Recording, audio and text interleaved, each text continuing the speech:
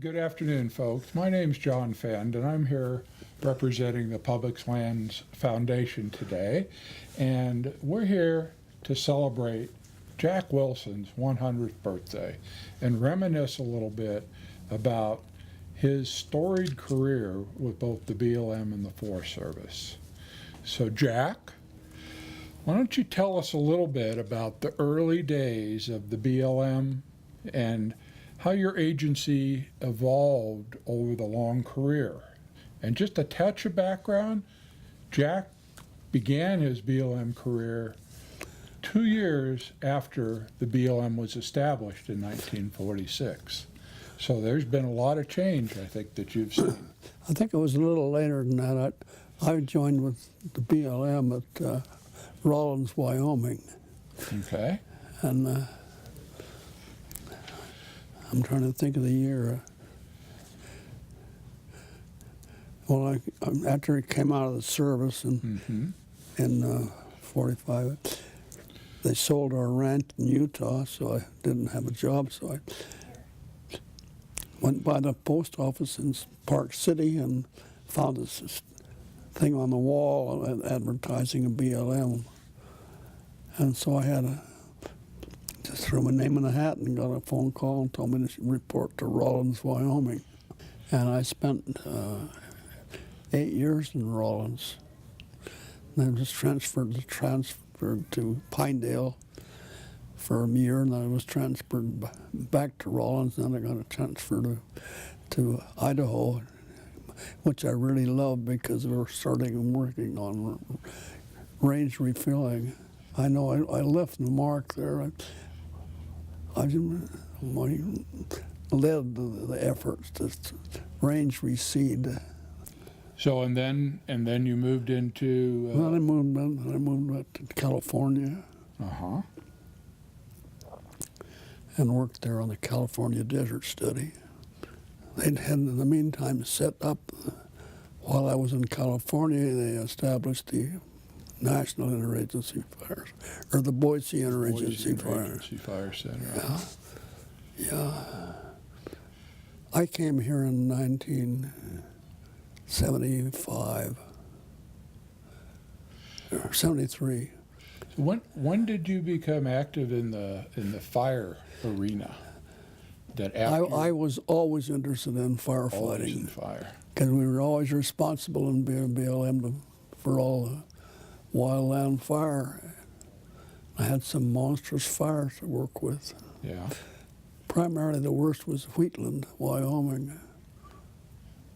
I know we used fire as a real positive tool on the rangelands when I was working in the range industry. We did. We did. A lot of reseeding effort following fire. Yep. So tell me a little bit about the Boise Interagency Fire Center, and how did that come about? Well, I wrote just a letter to the director of the Bureau and suggested that instead of waiting fires and you rounded up your help from wherever you could, the districts or wherever they could get it, we thought that's the best way to tackle things was to get permanent crews. And so I helped work with them a lot. Mm-hmm. Well, as I recall, I came from Colorado on a fire crew, one of those 40-man crews. Yeah. Came into BIFC. Up north. Yeah. I remember you. And got some training, and I think you came and talked to all the new recruits at that time, and right. Gave everybody encouragement to keep their heads up and be careful. Safety first. That was one of the main. I remember that fire. Colorado team. So, as I recall, your leadership at the Boise Fire Center was what set the groundwork for it becoming the National Interagency Fire Center. Very much so. And some of the contacts you had with, what was it? Who were the senators in those days that you worked with on the Hill?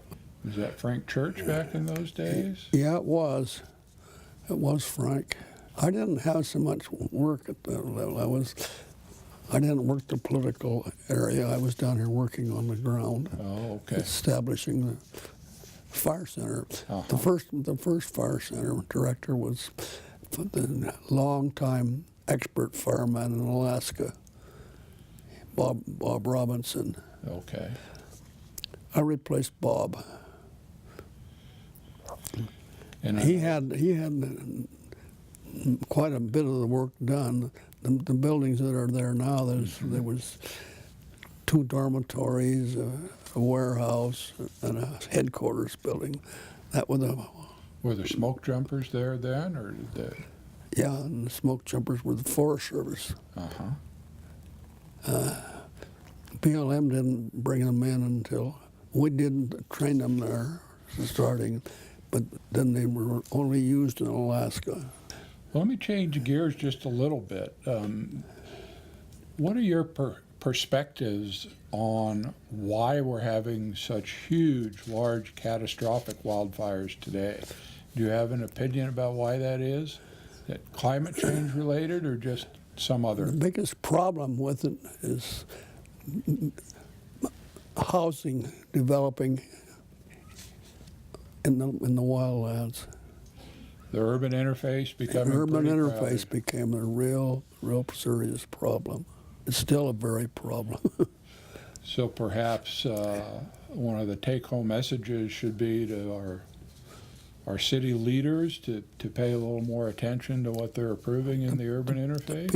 It's the political people. It's public land to start with, and then they allow that kind of stuff, and then they put housing in wildlands. There is a lot of housing going into the wildlands today. And that's the problem. What favorite story might you have, Jack, that you would want to share with the Public Lands Foundation and the audience? Do you have a favorite career story? Some special moments out there that you'd reflect on, you'd like to share with folks?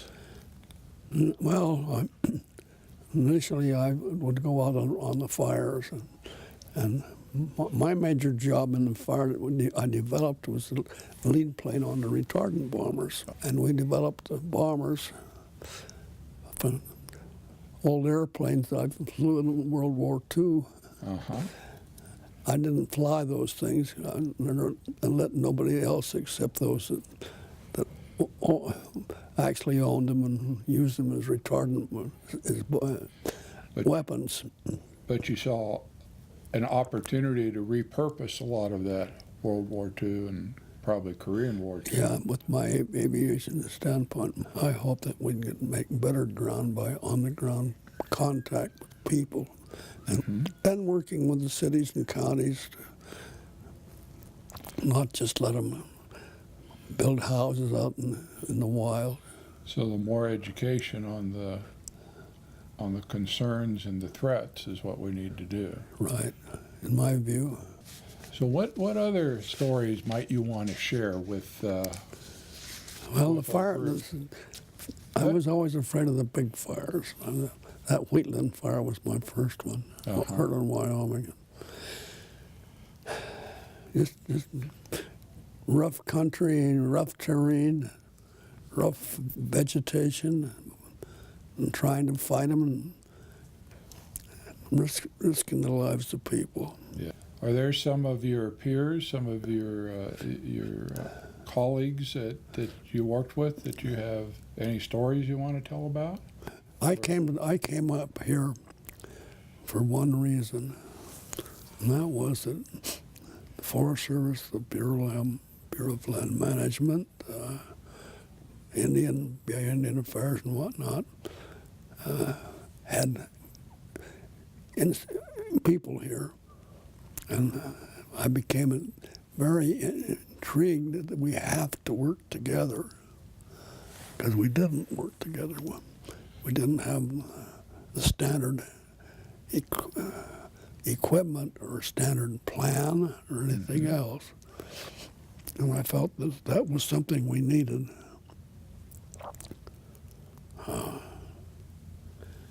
That was pretty hard to develop. We started out in 1973, I think. Our fire people here were in Nevada fighting a fire. And then they had another one developed in Idaho. And the problem was pulling our crew back. We couldn't do that. And when they're already on a Nevada fire. Right. So we had to figure out some system where we could control the fires, who's had them, where they were, a few things. Mm-hmm. And I came to the fire center because Bob Robinson was an expert in Alaska, had a lot to say, and he believed in the system here too, and he was the first one here. He developed the fire center, Right. the buildings and the kind of stuff that. Together. When I came up here at the fire center, the big new fancy building was hanging to their equipment. Mm-hmm. And right across the middle of the floor was a big green line. On one side was Forest Service, one side was BLM. The tools in BLM were expressed with orange, Forest Service were green. And I said, damn it, they're the same tools, they were same produce, that we shouldn't be quarrel about using them, we should lump them, which we did. We got rid of the green line. We got rid of the lines and just made one set of tools for those. So we all used the same tools. Mm-hmm. And did the same thing with training and use of aviation. It's more recognized today than ever that wildland fire is one big problem. Yeah, and it's is. everybody's problem. That's it's not right. A Forest It Service is. problem. It's not a BLM. It's a national problem, and we're all cooperating way better today than we ever did. So it comes back to one of your favorite sayings that I heard your daughter tell me when we were outside there. She had always heard from her dad that we're better. All of us are better than any of us. There we go. We're all better together than we are individually or alone. So, and that's true, and it'll be true into the future for an awful long time. I think they're getting even better. Well, Jack, I think we're bringing it to a close, but I want to take the opportunity to thank you personally for your career. Thank you again for all that you've done for the fire service and all the folks out there working hard to manage these public lands today. So, Jack, thank you very much. You better enjoy believe your it. 100th